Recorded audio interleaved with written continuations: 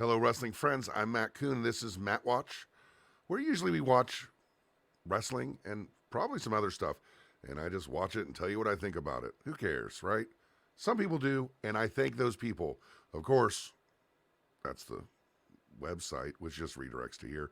And of course, subscribe, like, comment, set your notifications. I'll be doing reviews of a bunch of different wrestling shows and probably some TV shows too, even though like literally 4 people will watch that. But hey, I watch Big Brother. Maybe I'll talk about Big Brother. I don't know. We'll see.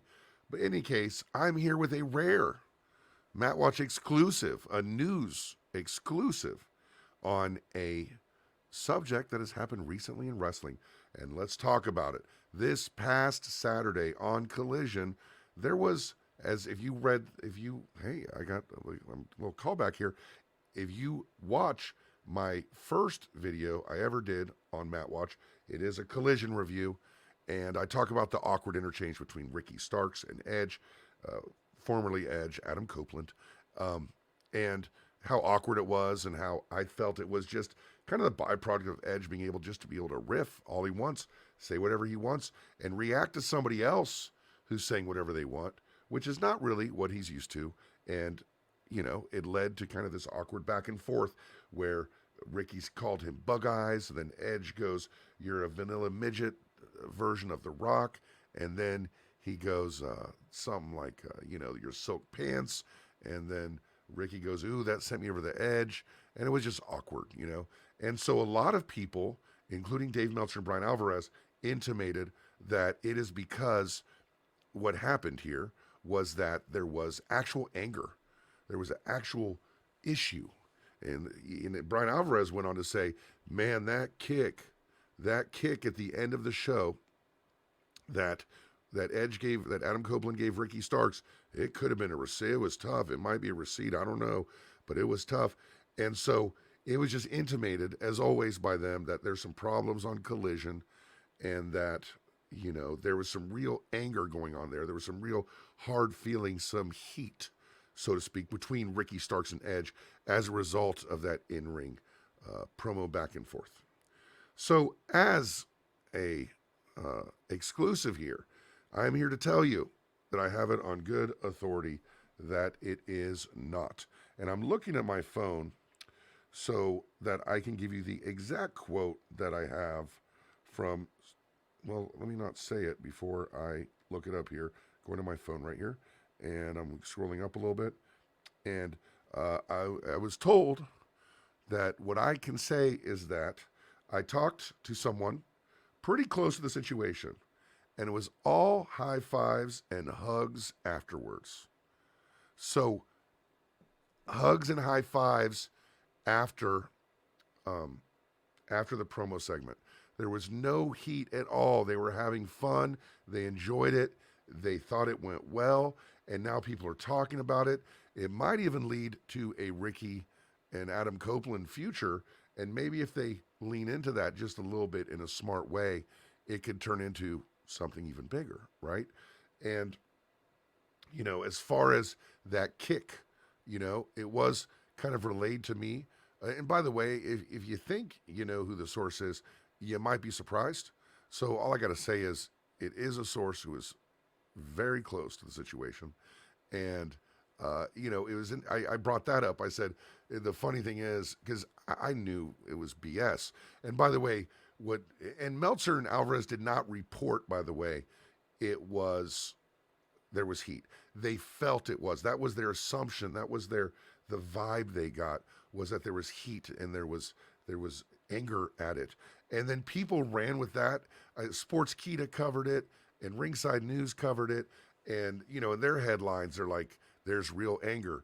But you're hearing an exclusive here on Matt Watch that it was not. There was no anger whatsoever. It was all high fives and hugs. And that's a quote. And as far as that kick being some kind of receipt or some kind of expression or proof that there was something difficult going on, it was intimated to me that, it was a working kick, of course, right? And also, if there was a real thing that happened, do we really think that Ricky Starks would have ran right for Adam Copeland at the end of the show, like they had this thing at the beginning of the show, do you think he would have ran right to him? And that's kind of how I knew, honestly, that it wasn't anger. I just knew it was awkward.